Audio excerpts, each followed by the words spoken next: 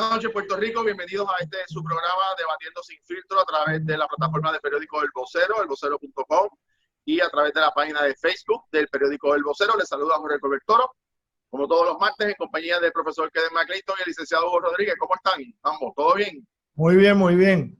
Buenas noches, todo bien. Un placer de nuevo estar aquí. Qué bueno.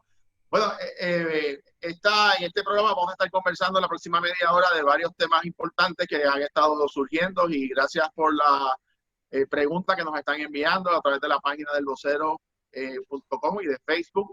Estamos leyendo todos sus comentarios y aceptamos de todo, de sugerencias, críticas, preguntas. Algunas de ellas que voy a hacer al final del programa a Kennedy y a Hugo, que hay unas preguntas interesantes que nos dejaron. Sobre todo, por ejemplo, a Kenneth, si Kamala Harris tiene que renunciar a su posición como senadora para asumir la vicepresidencia, y en el caso de Hugo también el tema de la presidencia del Partido Independentista, ahora con todo lo de Juan Dalmau y demás. Así que esa pregunta la voy a dejar para el final, los minutos finales, pero quisiera comentar con ustedes lo que ha estado ocurriendo en las últimas horas. Al inicio de esta semana se ha anunciado que la mayoría parlamentaria del Partido Nuevo Progresista va a aprobar legislación en una sesión extraordinaria para convocar una nueva consulta, y además aparentemente hay otro proyecto para elegir una serie de delegados. No está un poco claro porque los proyectos no están en su contenido, me refiero, no son públicos todavía. Quizás Kenneth nos pueda arrojar un poco de luz sobre esto, y donde también el Partido Independentista ha hecho unas expresiones en el día de hoy, así como el Partido Popular Democrático. Kenneth, ¿de qué se tratan estas medidas legislativas que se están anunciando de otra consulta y de elegir unos delegados? Si nos puedes arrojar un poco de luz, ¿de qué se trata estas propuestas legislativas? Pues mira, están todavía, aunque se ha radicado algo para que se pueda someter en la agenda de la extraordinaria, pero van a ser proyectos que se van a estar discutiendo internamente en la legislatura. Lo que es esencial, bien esencial, es que se apruebe un proyecto que faculte al gobierno de Puerto Rico a realizar el referéndum ratificatorio. El referéndum ratificatorio, una vez el Congreso decide admitir a un Estado, y esto lo ha hecho en un montón de territorios, se somete la ley que ha aprobado el Congreso y que ha firmado el presidente, se somete a ratificación por parte del electorado del territorio. Y solamente después que el electorado del territorio, por mayoría, aprueba la legislación que ha sido aprobada y firmada, es que entonces el presidente proclama la admisión de ese territorio como Estado, y se cambia la bandera nacional en el próximo 4 de julio. La añadidura... Antes de llegar a cambiar la bandera y poner las otras estrellas, vamos por parte. Deja ver si entiendo. Este proyecto lo que pretende es que se convoque no sé lo que este proyecto finalmente diga cuando se apruebe. Pero el objetivo sería consultarle al país eventualmente, digamos, el año que viene, la respuesta. Cuando diga el Congreso. Ok, por eso. No lo decidimos nosotros, lo deciden ellos. Por eso lo que quiero estar claro es que esta convocatoria está sujeta a que el Congreso se exprese previo a esa votación sobre su oferta de estadidad. ¿Correcto? No que se exprese, que el Congreso apruebe un proyecto de ley admitiendo al territorio, que el presidente firme esa ley, pero que esa ley no entra en vigor hasta que el pueblo de Puerto Rico, en un verdadero pacto bilateral, acepte las condiciones de estadidad contenidas en ese proyecto por mayoría de votos en un referéndum ratificatorio. Okay, se le somete esos resultados de ese referéndum ratificatorio, no tan solo con aval federal, por mandato federal. Y entonces el presidente aprueba una proclama diciendo, habiendo el Congreso aprobado la ley tal más cual, y el pueblo de Puerto Rico, en referéndum celebrado en tal fecha, haber ratificado esa ley federal, por la presente proclamo efectivo inmediatamente que Puerto Rico se convierte en estado y se añade una estrella el 4 de julio próximo. A ver, pero antes de llegar a la estrella a la bandera, lo que quiero estar claro procesalmente, ¿verdad? Para que los amigos que nos siguen a través de las redes sociales entiendan el proceso, ¿verdad? Las etapas. Lo que ustedes están planteando, y voy ahora con Hugo, es que se apruebe un proyecto donde le dé la autoridad al gobernador de Puerto Rico a activar la votación futura de una consulta al país luego de que el Congreso se exprese mediante legislación firmada por el presidente, donde le expresa al pueblo de Puerto Rico su disponibilidad de admitirlo como Estado bajo ciertas circunstancias. Pregunto si dentro de esas circunstancias y condiciones puede haber múltiples, desde issue de idioma, desde issue fiscal, no puede haber de idioma.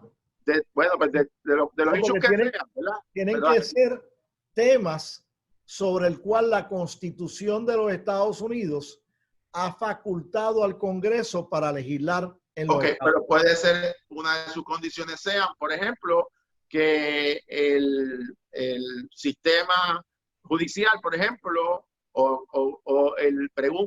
sobre el tema particularmente fiscal, de que el pueblo de Puerto Rico haya reestructurado su deuda, que asuma asuma el pago de su deuda totalmente. El gobierno federal no va a asumir ninguna responsabilidad sobre eso. O sea, puede haber unas condiciones fiscales que podrían imponerse, como igual puede ser que le digan, bueno, vamos a convertirlo en una primera etapa como un territorio incorporado, como ocurrió en otros territorios. Pudiese ser condiciones que el Congreso imponga, como lo estableció en un momento dado la legislación de Jennifer González. Eso sería, dentro del marco de posibilidades, lo que el Congreso disponga. No estoy seguro si eso podría hacerlo, porque no ha ocurrido nunca en el pasado. Nunca el Congreso ha condicionado a un estatus intermedio. Bueno, pero quizás no lo puso en legislación, pero en Alaska y Hawái ocurrió por décadas. Fueron un territorio incorporado primero antes de ser Estado. Aunque no tuvo una legislación per se, pero fue la práctica solo que ocurrió. Bueno, no, eran territorio, punto, sin apellido. Posteriormente, cuando se convirtieron en territorio, no había contribuciones sobre ingresos federales. Las contribuciones sobre ingresos federales se impusieron, creo que alrededor del 1913 o no sé cuánto, mediante la aprobación de una enmienda a la Constitución, y ahí fue que se lo impusieron. No fue... esa es la parte que me impusieron.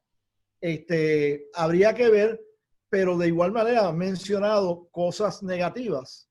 También pueden haber condiciones positivas. Por supuesto. Como hizo cuando le ofreció los 103 millones de acres de tierras federales en Alaska al gobierno territorial de Alaska si se convertían en estado. En Puerto Rico no nos pueden ofrecer 103 millones de cuerdas de terreno porque no tendrían que hacer dueños de los terrenos de las Islas Canarias o algo así. Vamos a escuchar lo que tiene que decir Hugo sobre esta propuesta que ha presentado el Partido Nuevo Progresista, por lo menos este primer proyecto, porque hay un segundo proyecto para elegir unos delegados. ¿Cuál es la posición del Partido Independentista con relación a esto? Pues son dos proyectos, como tú muy bien dices. El primero de los proyectos habla de facultar al gobernador para hacer esa convocatoria. Es como una especie de delegación de esa función al gobernador, anticipando que la legislatura próxima no va a ser una legislatura PNP y que en el momento, para una cosa totalmente especulativa, como la describe Kenneth, suponiendo que el Congreso, suponiendo que pasara los primeros 2 escalones del Capitolio, que pasara los segundos 2, que llegara al pasillo, que llegara a la comisión, que llegara a las distintas cámaras, que se aprobaran las distintas cámaras, que llegara al primer escalón de la Casa Blanca, al segundo, y que en el escritorio del presidente se firmara. Suponiendo que pasara todo eso, le estamos dando desde hoy una facultad al gobernador para que haga esa convocatoria. Ese es el primero de los proyectos. El segundo de los proyectos es para la llamada Comisión de la Igualdad, para asignarle unos recursos y convocar una elección para los miembros de la llamada Comisión de la Igualdad, que dicho sea de paso, cuando se aprueba originalmente antes de las elecciones, no se atrevieron a asignarle fondos públicos. Por el contrario, se prohibía la asignación de fondos públicos, pero en el proyecto que está ahora, después de las elecciones, se le asigna más de $1 millón a esa llamada Comisión de la Igualdad. Y me parece a mí que lo que está pasando, que lo vamos a ver con esta convocatoria y que lo vamos a ver posiblemente con las convocatorias que se hacen a los distintos puestos que quedarán vacantes en judicatura, en fiscalías, en el Supremo, etcétera, es lo que sucede como cuando a una persona le van a ejecutar la casa y sabe que ya no va a tener la casa y entonces comienza por arrancar los gabinetes y después comienza por arrancar los inodoros y después sigue arrancando las rosetas de las bombillas, porque cuando le entregue la casa al banco no va a tener ni los gabinetes, ni las rosetas, ni los inodoros. Y lo que vemos siempre al final del cuatrenio, cuando hay un cambio de administración, es una especie de actuación así a la rápida, a la carrera, para tratar de aprovechar los últimos minutos que le quedan al poder para amarrar lo que entienden que les conviene.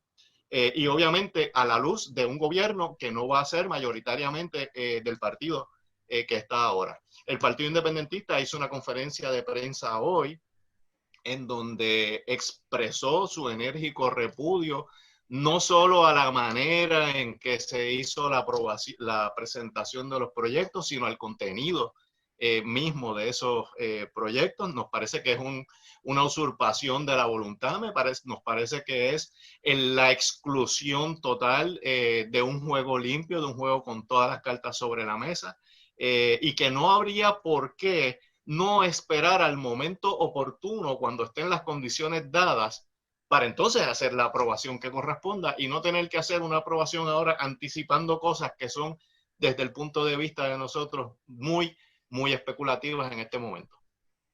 Kenneth, en ese escenario, para terminar con este proyecto y hablar del otro, de los miembros de esa Comisión de Igualdad, pero en el primer proyecto, para ver si estoy claro, en lo que se le otorgaría al gobernador es la facultad para él convocar, presumo que es una orden ejecutiva, se active ese mecanismo ya autorizado y convoque a una votación, pero para que eso ocurra, para que eso sea válido, para que el gobernador, para que esa autoridad pueda entrar en efecto, tendría el primero que el Congreso actual y el presidente firmar esa ley habilitadora, por decirlo de esa manera, que le haga ese ofrecimiento al pueblo de Puerto Rico. O sea, esa condición es un requisito para que se active ese mecanismo. Así está construido el proyecto de ley.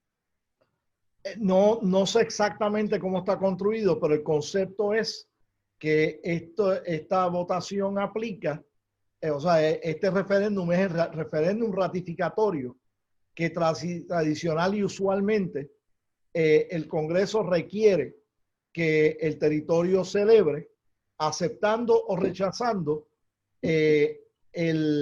la ley de admisión de ese estado. Y esa ley de admisión de ese estado... Si no ocurre que el Congreso, o sea, si el Congreso no actúa y el presidente no firma nada, pues no hay un referéndum ratificatorio, ¿no? Ok, esa es la duda que tenía. Y entonces, en términos de los dos para proyectos... escoger un estatus, es meramente, disculpa, está esta ley aprobada por el Congreso, firmada por el presidente, ¿lo acepta sí o no? Ok. Y entonces, la otra medida, que es lo que tiene que ver con la Comisión de la Igualdad, como se ha llamado, es para asignar fondos y para elegir unos miembros, ¿correcto? Aparentemente, y no he leído en detalle el proyecto todavía, sería para que entonces los miembros de la Comisión de Igualdad fueran producto de una elección y no producto de un nombramiento por parte del gobernador. Y una pregunta, vamos, y aquí un poco a ambos que conocemos bien del campo del derecho. Técnicamente, cualquier ciudadano se puede postular para ese asiento delegado por la igualdad, aunque sea la persona que sea un opositor de la estadidad. Bueno, como a quien le corresponde negociar los términos de la estadidad es a favorecedores de la estadidad, tendría que ser personas que juramenten que favorecen la estadidad para Puerto Rico y que quieren negociar los términos de la estadidad para Puerto Rico en el Congreso. O sea, que tendría que ser una persona que se identifique públicamente de manera ideológica para poder aspirar. Eso no infringe derechos constitucionales, una persona que pueda aspirar a No, fíjate, un cargo público. Bueno, en cuanto al derecho constitucional, pues le tocaría entonces al Tribunal Supremo de Puerto Rico ver si viola alguna disposición constitucional de la Constitución de Puerto Rico, porque esa es la función del Tribunal Supremo de Puerto Rico. Y que de hecho, una vez toman la decisión, pues es inapelable a ningún otro foro, porque el Tribunal Supremo Federal no interpreta la Constitución de Puerto Rico, es el Tribunal Supremo de Puerto Rico. Pero a nivel federal, por ejemplo, se requiere que en la Comisión Federal de Elecciones, en el FEC, tiene que haber no menos de 2 de 5 miembros, no más de 3 miembros de un mismo partido. Así que allá tú tienes un ejemplo de cómo, porque se está buscando cierto grado de objetividad en los procesos de reglamentación federal de las elecciones, pues no puede haber más de 3 republicanos y 2 demócratas, no más de 3 demócratas y 2 republicanos. Así que esa distinción ha sobrepasado los parámetros constitucionales a nivel federal. Pero acá en Puerto Rico sí es una función para negociar el estatus ya escogido por el pueblo, pues entonces se puede establecer que lo va a negociar personas que favorecen la consecución de la estadidad, que favorecen la admisión del territorio y que van ahí a de buena fe negociar los términos para eso. Así que si el Partido Popular quiere tener personas tratando de meter poison pills en ese proyecto, pues va a tener que ir a levantarle fondos a amigos de ellos en el Congreso y no esperar que sean los negociadores de la mayoría que apoya la estadidad en Puerto Rico quienes lo hagan. Hugo, te pregunto, obviamente el Partido Independiente, el Partido Popular, los demás partidos han objetado esta estrategia del PNP. La realidad es que el sí de la consulta estadía sí o no ganó en las elecciones 52 a 48%, más o menos. Esa fue la proporción. Uno, aunque objete el proceso y demás, pero la realidad es que hubo una votación. Lo que ustedes están planteando es que al hacer esta estrategia para evitar que sea, de hecho, es inoficioso lo que haga la legislatura próxima nueva porque ya estaría legislado. Lo que básicamente están haciendo ellos es evitando que la nueva legislatura, donde el PNP no es mayoría, no pueda actuar sobre esto, porque entonces para dejar sin efecto esta ley necesitaría obviamente pasar por encima del veto del gobernador, porque ya Pierluisi ha endosado esto y no habrían los votos para poder hacerlo, por lo menos hasta este momento. Esto plantea un escenario inevitable, o hay maneras legales o electorales para frenar esta estrategia del PNP. Yo creo que, bueno, vamos a ser responsables en términos legales. Yo no puedo dar una opinión de un proyecto que no se ha aprobado aún. Por supuesto. Pero yo creo que la respuesta va a ser tanto en Puerto Rico como en Washington una respuesta política más que jurídica, más que de pleitos, más que de interdictos. A mí me parece que va a ser una reacción política en todos los ámbitos. Lo primero es que la exigua mayoría que obtuvo el sí, yo no discuto que ganó, y creo que nadie lo puede discutir, ¿verdad? 52 a 48, pero presentar eso como un resultado inequívoco y fehaciente de que el pueblo puertorriqueño quiere la estadidad, me parece a mí que es una interpretación no muy sólida. Después de 122 años de coloniaje en Puerto Rico, después de 122 años de la presencia norteamericana, después de décadas de dependencia, de adoctrinamiento, de persecución de los movimientos independentistas, que solamente el 52% le dé el apoyo a la estadidad. A mí me parece que eso lo que demuestra es que el pueblo de Puerto Rico está dividido en cuanto a ese tema, y el Congreso no podría ver eso como un mandato serio y sólido en favor de la estadidad. En segundo lugar, lo que hemos dicho siempre, están las diferencias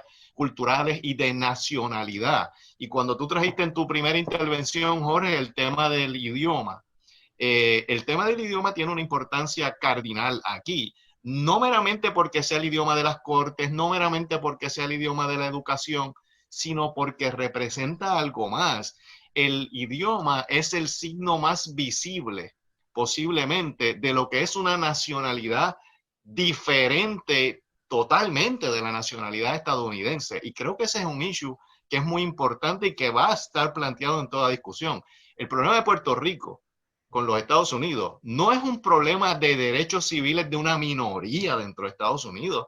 El problema de Puerto Rico colonial es un problema de nacionalidades. Y yo creo que el idioma, como dije, es un gran símbolo de eso. Y eso va a ser parte de lo que se va a estar discutiendo allí. Lo otro es que yo creo que hay que aprender de la historia. A nosotros nos parece que el proceso que más ha avanzado en términos de comprometer al Congreso de los Estados Unidos con una discusión de las distintas alternativas y de decir qué estaba dispuesto a dar en cada una de ellas, fue aquel proceso en donde todas las alternativas fueron unidas, aquel proceso que se convocó entre el 89 y el 91, en donde todas las partes que defendían una fórmula para descolonizar a Puerto Rico tenían sus delegaciones para ir negociando al Congreso cada una de ellas. Y yo creo que esa es una lección de la cual no debemos apartarnos. Y creo que todos estos intentos que hizo el Partido Nuevo Progresista en este cuatrenio y estos que se avisoran con estos proyectos que se están presentando en la legislatura en estos tiempos, me parece que es un intento de acallar las otras voces, de apartarnos de esa ruta, de apartarnos de ese consenso. Y creo que en esa misma medida van a tener poca atracción y van a llegar no muy lejos. Jorge. Bueno, sí, quería decir una cosita para no confundir a los electores que nos están escuchando. El proceso en Washington no se vislumbra que va a ser un proceso de debatir el contenido de lo que se está planteando.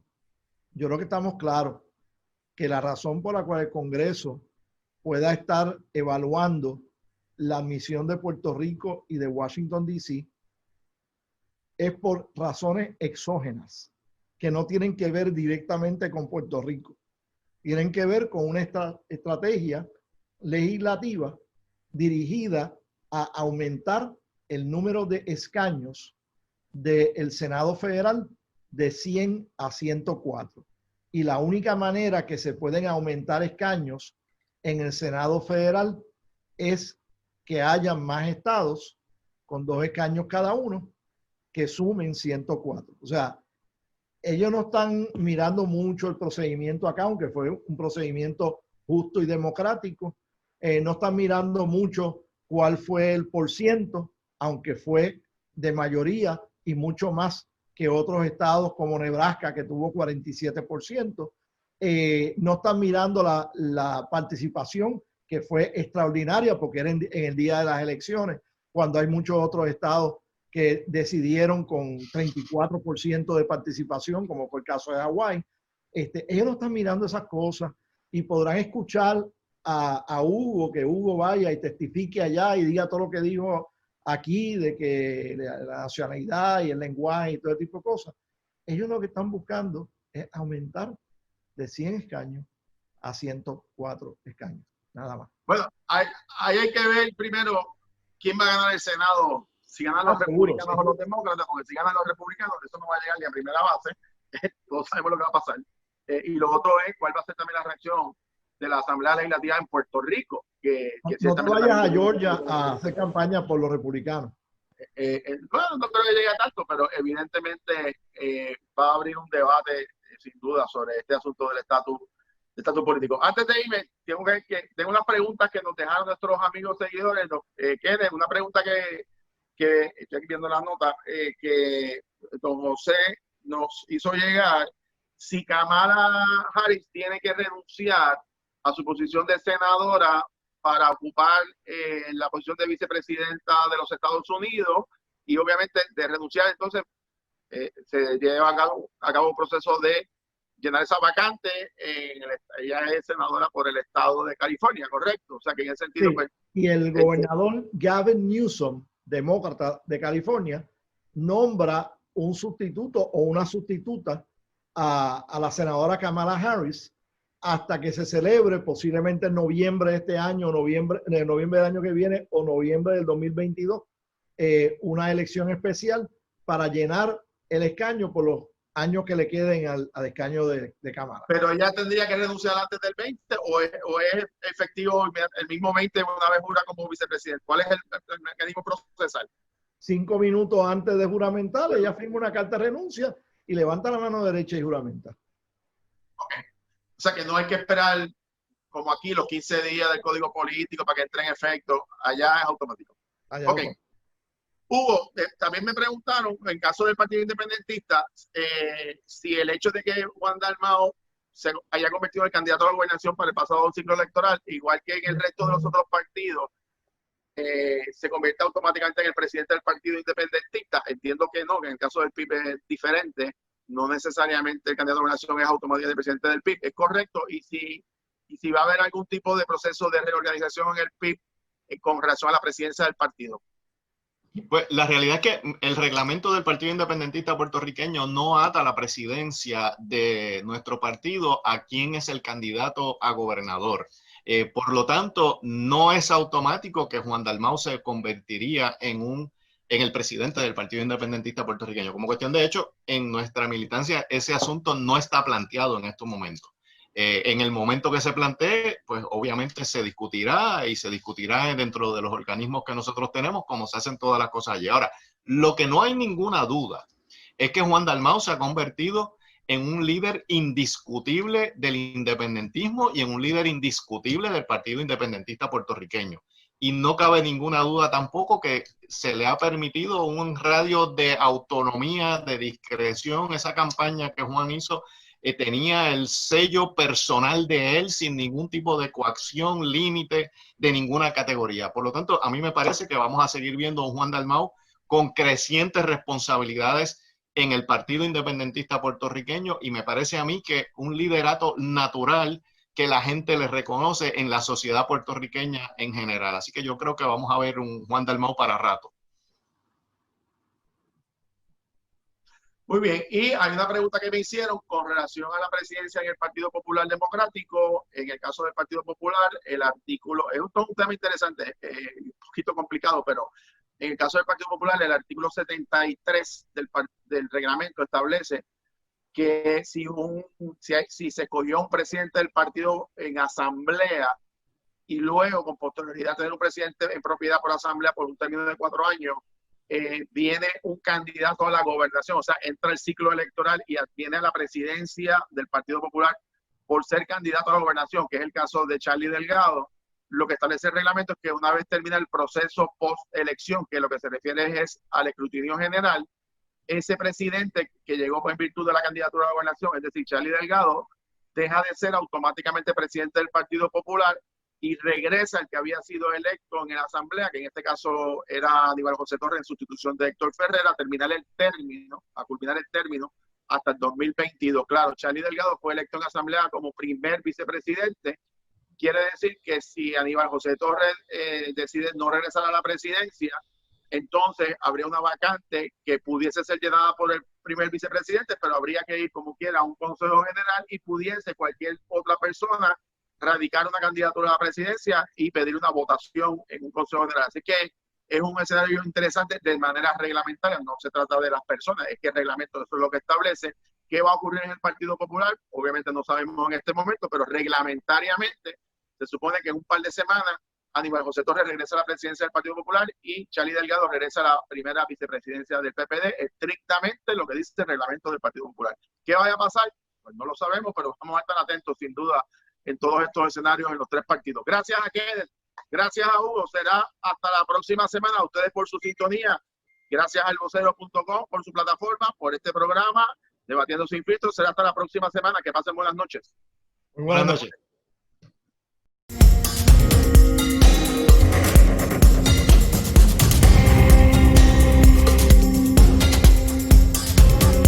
Del vocero.com, soy Yamaira Muñiz.